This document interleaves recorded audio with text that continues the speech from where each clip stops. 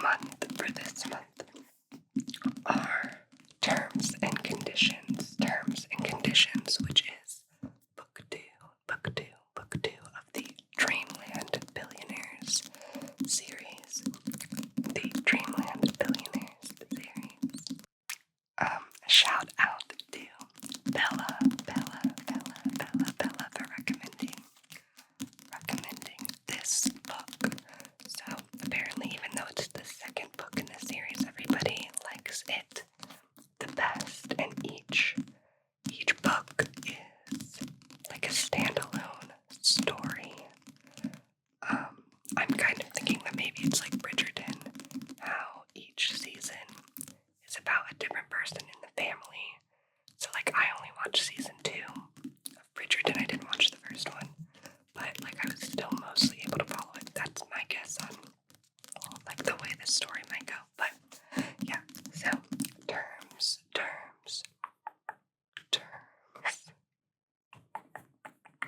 And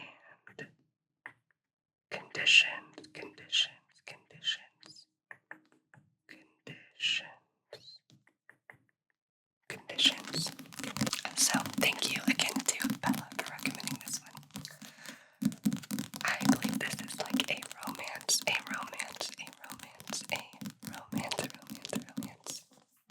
I'm not going to read the back because I feel like the back is very spoiler filled on most books. It's kind of like if you watch the trailer of a movie and then it basically just shows you the whole movie.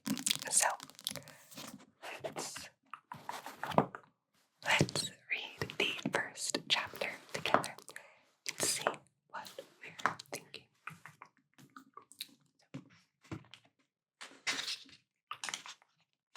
Gosh, there's a playlist that goes with it. That's fun. Interesting. Chapter 1. Iris.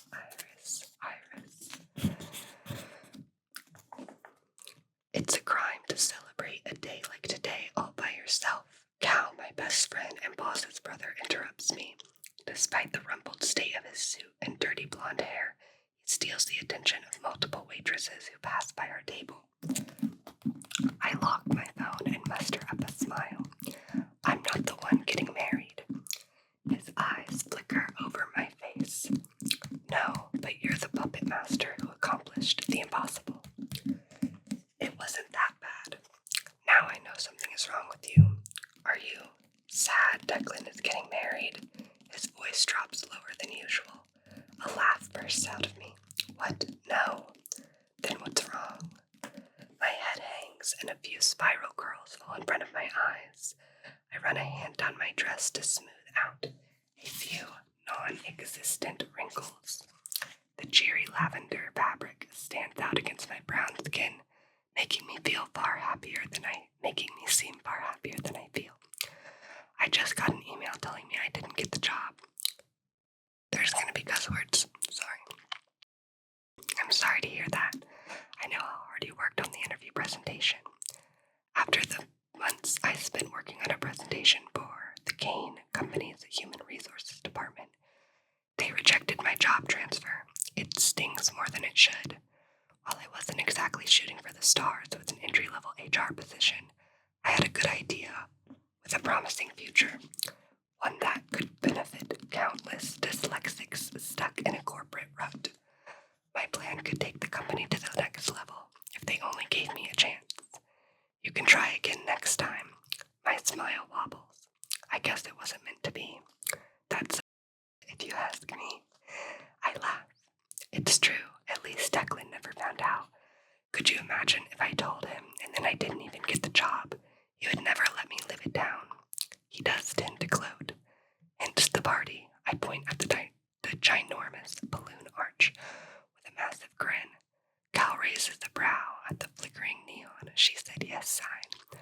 Understated, he'll love it. I pat my lashes with faux sweetness. I simply planned a party like he asked me to. He should have specified what kind of event he wanted. Remind me to never piss you off. I have a whole plan for the day. That happens. Cal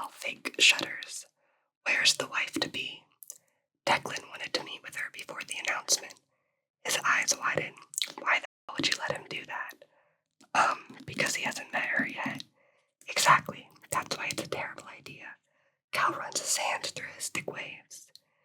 You'd think he's going to make her change her mind. Knowing my brother, it wouldn't take much convincing. She signed a contract. It's a done deal. If you say so, he shrugs. Maybe I should go check on them. I turn toward the elevators. Cal loops his arm in mine. No, you're taking the night off. But you're probably right. Declan wouldn't risk losing it all now by doing something stupid. Even he knows when to hold back. Now I know you're lying. He chuckles. Come on, let's go inside and wait for Declan. Just think about the way he'll try so hard not to scowl and fail anyway. I don't think I've seen him so much as look in someone's direction without a sneering sense. He cuts himself off. Since. He avoids looking in my eyes. Since forever, I'm pretty sure. I'm gonna skip this line. It's a little vulgar.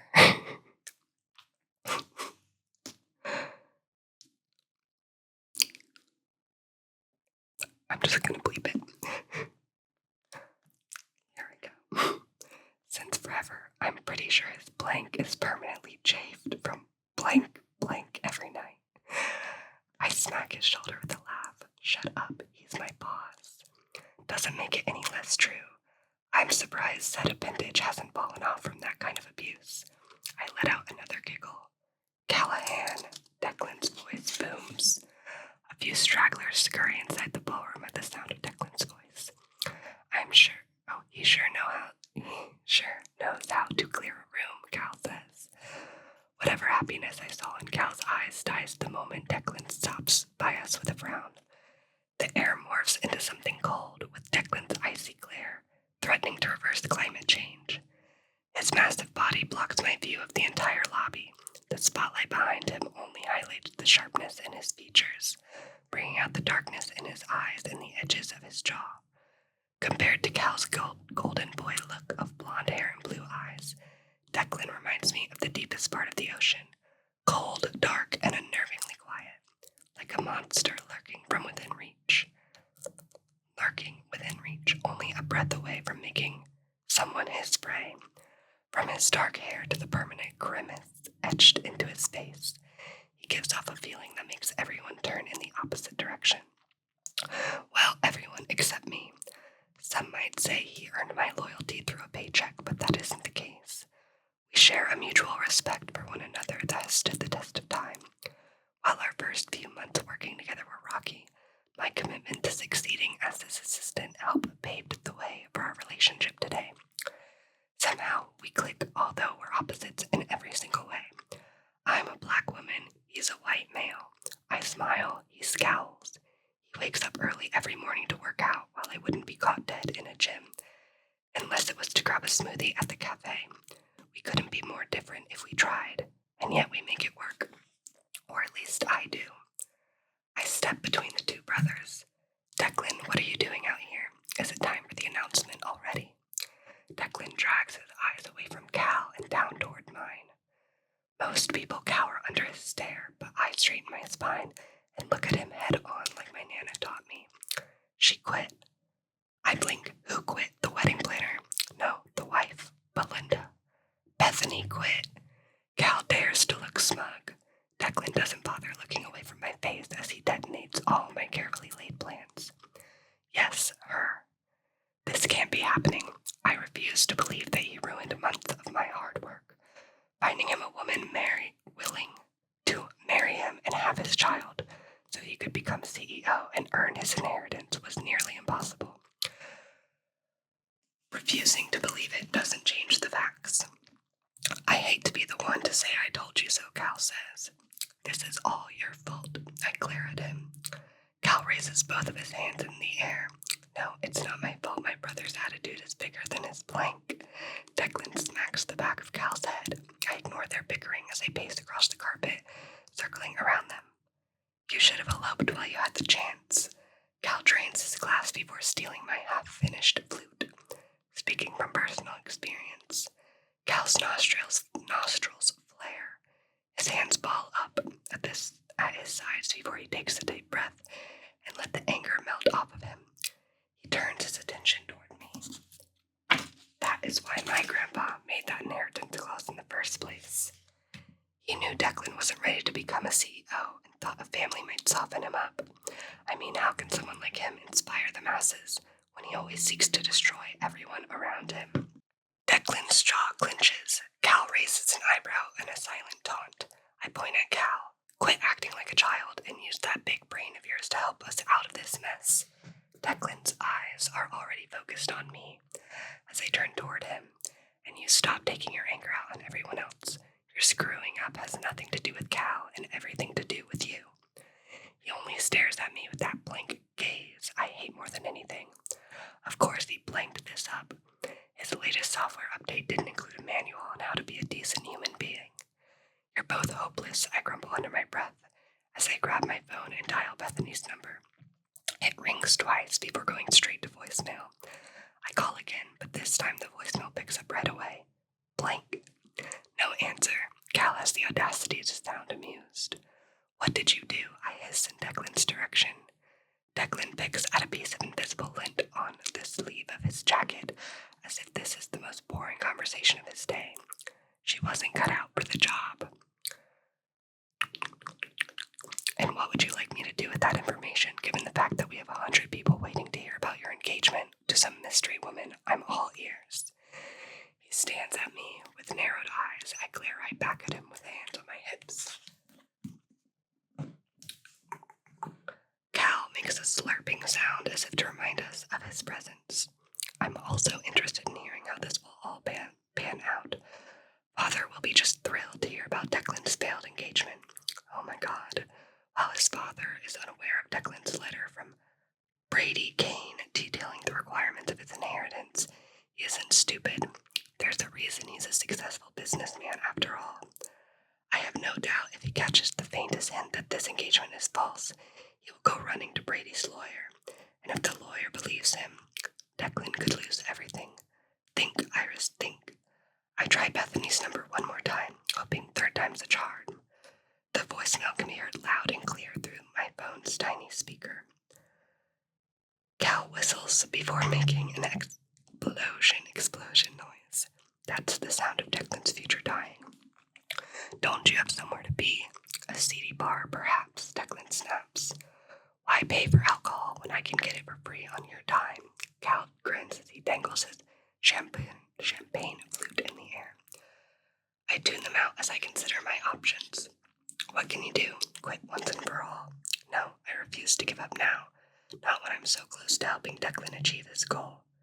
You could call the backup option you have, but Declan made her cry. You know, Iris is single. Cal's smile turned sinister. She could step into the role like a natural since no one knows you better than her. No, Declan snaps.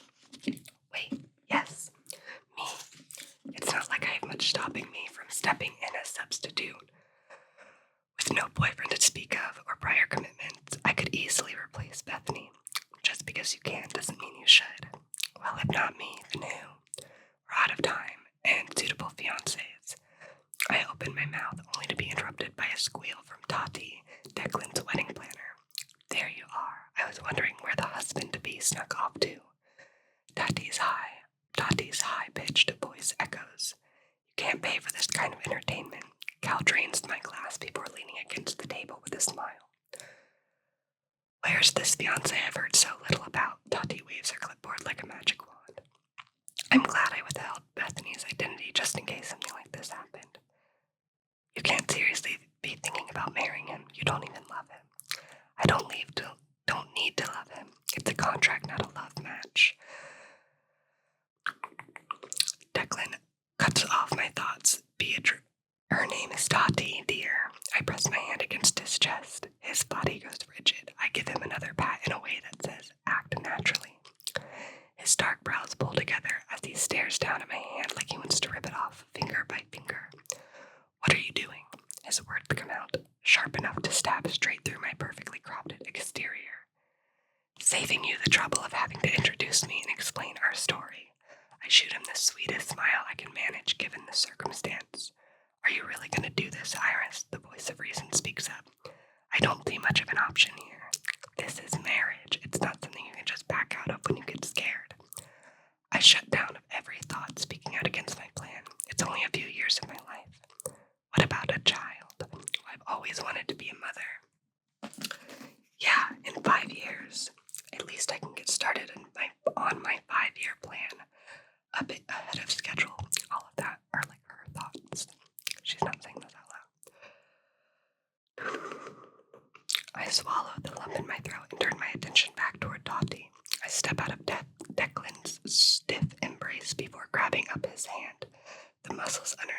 suit bunch up, visibly tightening underneath the material of his jacket. Great, we'll have to work on his aversion to touch later. Dottie, I wasn't fully honest with you when I spoke over the phone. Her smile dims. Oh, I was a bit hesitant about introducing myself as anything other than Declan's assistant before meeting you in person.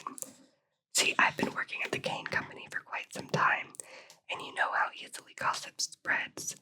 Oh, of course, I get it. I was so scared of what people would think about me dating my boss, but we can't hide it anymore. We don't want to hide it. My voice hitches without me trying. Declan's only sign of distress is the way he blinks at me twice. I've never seen him blink twice. Not when a deal he had been working on for 2 years blew up, and sure as hell not when his grandfather died. It makes me unsettled. I steel my spine and turn back toward Dottie. We're ready to move forward with our future. There's no reason to keep our love a secret anymore. Cal gives me 2 thumbs up behind Dottie's back. Oscar-worthy, he mouths before prompting Declan to smile with his 2 middle fingers.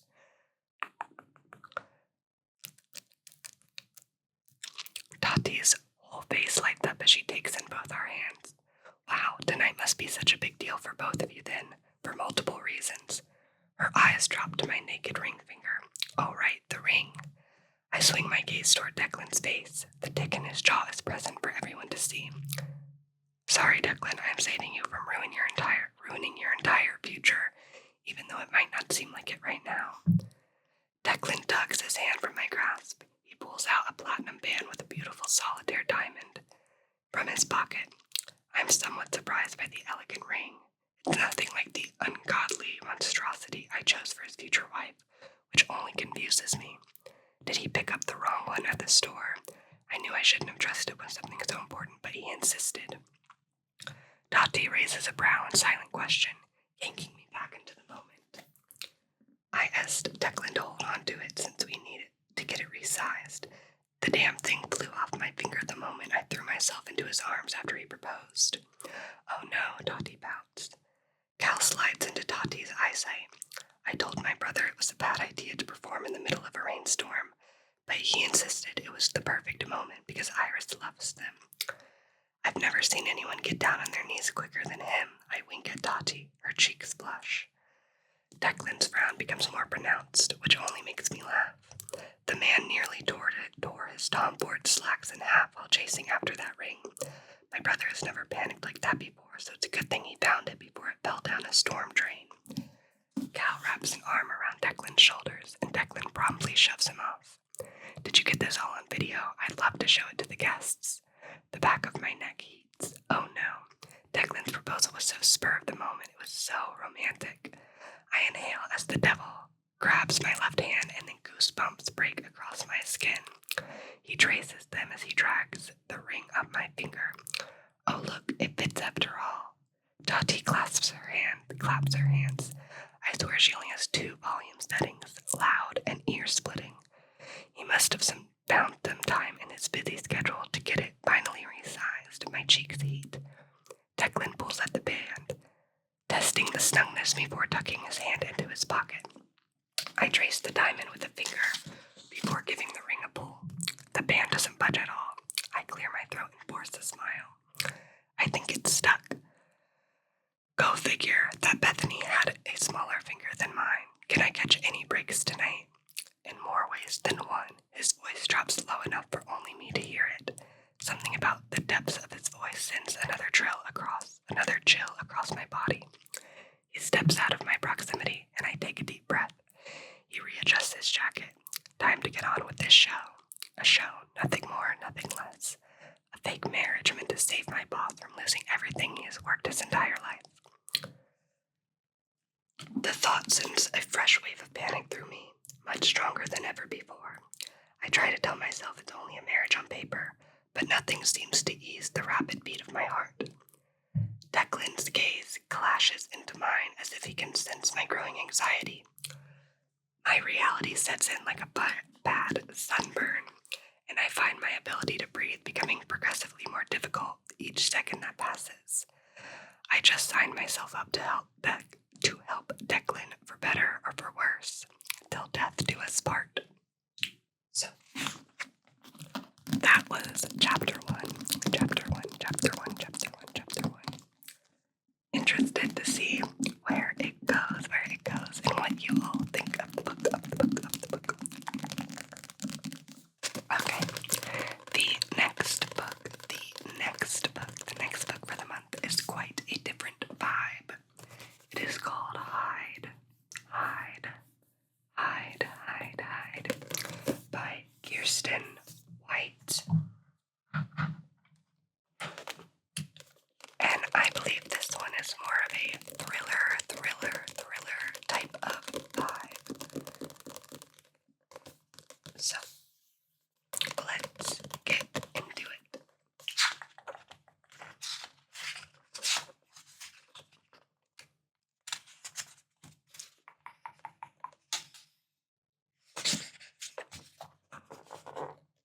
So, on this page there is a map of the amusement park, where this story takes place. Hide. The amusement park opened in 1953. Get lost in the fun, posters advertised, and it was true. Crowds surged through the gates in the morning and didn't stumble out again until the sun had set, and spotlights at the exits guided them free. The maps were useless, the "you're here" guides impossible to find. It was a park designed to swallow. Trees loomed over lush grounds, signature topiary lined every walled and wandering path, adding to the sense of wonder. Roller coasters, swings, carousels, games, houses of love and fun and terror, though the house at the very center was always closed for refurbishment. The park was open from mid-May until early September. White's only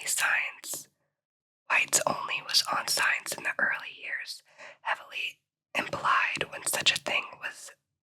Sorry, I'm struggling to read this.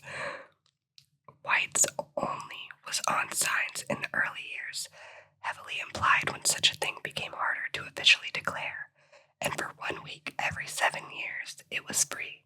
The gates would swing wide in the summer. Migrant workers and distant relatives of the wealthy townsfolk, normally too poor to enjoy something designed purely for escape, would wander in wide-eyed. There were no ticket sales, no attendance number, but just a joyfully packed park. In 1974, during the free week, a prominent businessman from upstate decided to visit. He hadn't been invited, but he was considering investing, since a cousin of a cousin owned the park. He wanted to see the attractions for himself first, though. He brought along his wife and 2 children and made it a holiday. Their little girl, 5, was never seen again.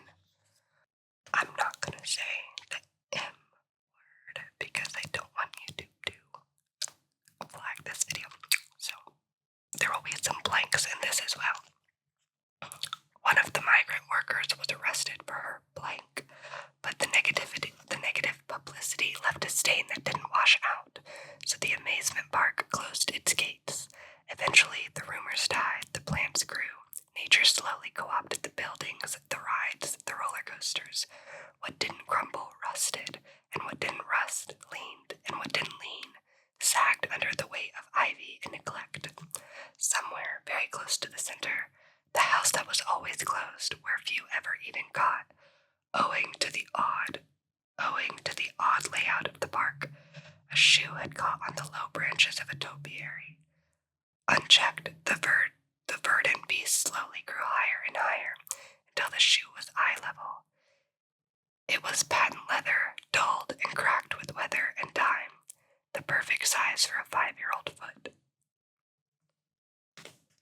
It takes money to make money, her dad used to say.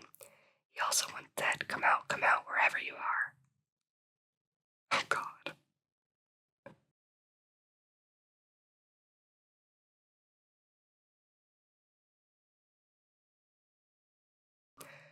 Mac might have imagined the gasps, though. Who could say? She couldn't. Even if she could, she wouldn't. She's not saying anything right now either, sitting across from the manager. The meeting was mandatory, a shelter requirement, though she's been here for several months now. This was the first one. Come on, Mackenzie, let me help you. The woman's smile is painted on like her cheekbones and eyebrows, and just as artfully, her expression doesn't shift at all in the face of Mac's silence. It's impressive. Does she do stamina reps in the quiet dark of her bedroom, lifting the corners of her lips over and over, careful not to disrupt her eyes? The manager clasps her hands together, fingernails painted dark red. I'll be honest with you. Things are going to change around here. I believe that we can only help those willing to help themselves. These shelters have stagnated. No hope, no progress. How can we live in a society without progress? The voice is animated, but the eyes remain untouched by the sentiments or the smile, expressionless, like they are hidden behind something. Mac feels an odd affinity for this woman, alongside an instinctive wariness, but she disagrees. The point of a shelter isn't progress, it's shelter. I've looked at your file. The woman gestures to a blank manila folder on the desk. Max suspects it's empty. She hopes it is. It's bad luck you're here, I understand. No social safety net to fall back on. A few months without a job, without rent, and it's hard to dig yourself out. You need to move on with your life, contribute to humanity. All you need is a little good luck first. Donation bins could use tampons more than luck. Mac's voice is soft and dry with disuse. The woman cracks, something triumphant behind her eyes. Mac shouldn't have spoken. The woman holds up an envelope. It just so happens some luck has come in the mail. Whether it's good is really up to you. Right now it's an opportunity, and I think you're perfect for it. Mac has never been perfect for anything in her life. Perfect feels like a foreign word, stiff and uncomfortable. Maybe it's a job, a little money to get presentable, and she'll have an actual chance. As long as they don't pry, as long as they don't look too closely, she could make it work. She takes the sheet of paper. The woman slides across the desk. It's thick. It feels expensive. Mac is suddenly aware of her hands, her bitten fingernails, her shiny burned palms, her ragged cuticles. If she sets down the paper, will she leave a smudge? It's hard to be embarrassed at this point of life, but the idea wriggles beneath her skin. She's so worried about leaving a fingerprint, one that will somehow count against her in this imaginary job interview, that it takes her several seconds to process what she's reading. Is this a joke? She whispers. The woman's smile doesn't budge. I know it sounds like one, but I assure you it's legitimate. Who told you? Finally, the woman's cheeks relax and her eyebrows draw close. What do you mean? Who told me what? That it's legitimate? About me, Mac thinks. Who told you about me? But the woman's confusion can't be feigned, can it? If she can paint on a face, can she paint on emotions too? Mac drops the letter. There are no fingerprints, but the words have left smudges across her mind. Why are you giving this to me? Mac knows how lost she sounds, how scared, but she can't help it. Why me?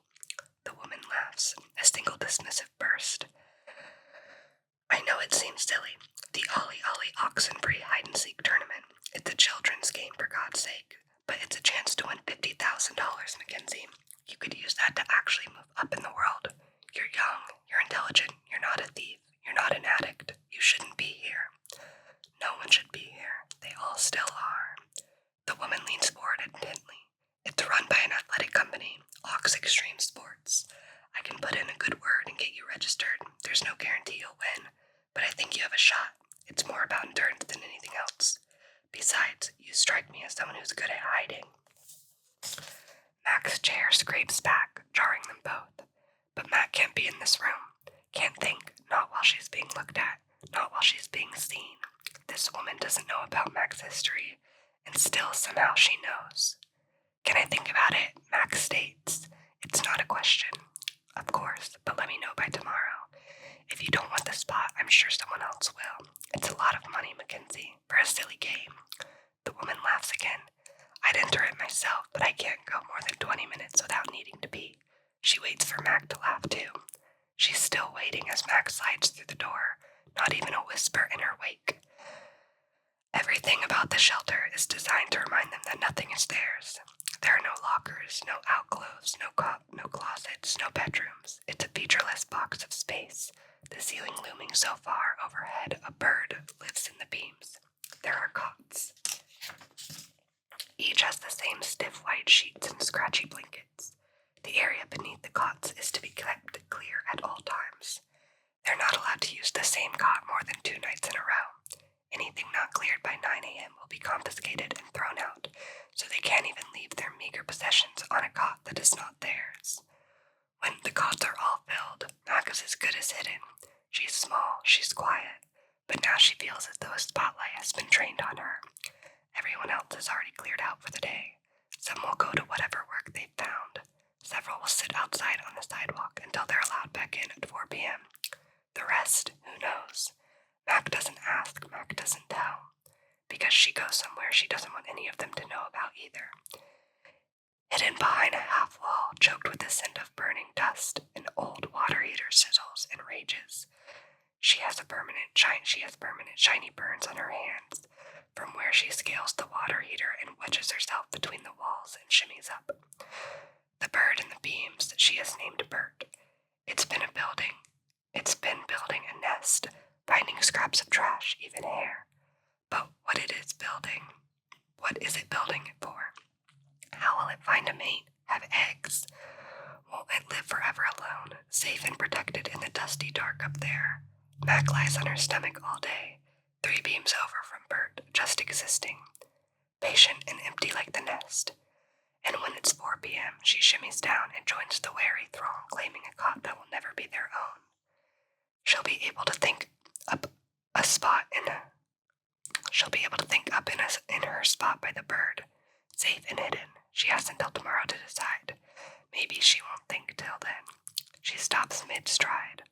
All the cots are stripped, including the one she used last night, the one she left her pack on because she wasn't allowed to bring anything into her mandatory meeting for security reasons. Her pack is gone, which means she now owns only what she is wearing, which means she can't even wash her clothes without standing over the sink. And what public restroom will let her do that? She'll be noticed, she'll be seen. She knows better than to ask the women who run the shelter to return her bag. They won't. She'll be labeled trouble. Her time here is over. She can't sink beneath what little security she already had. She's seen what it looks like, what it costs.